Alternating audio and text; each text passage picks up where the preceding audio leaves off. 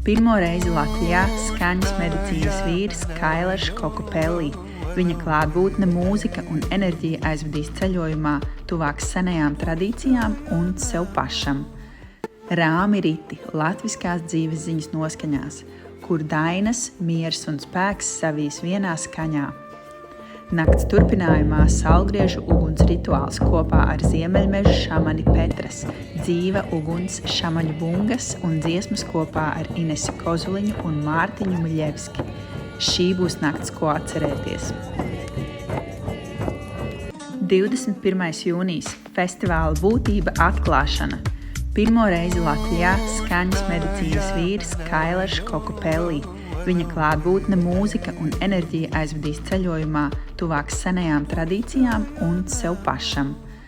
Rāmi riti latviskās dzīves ziņas noskaņās, kur dainas, miers un spēks savīs vienā skaņā.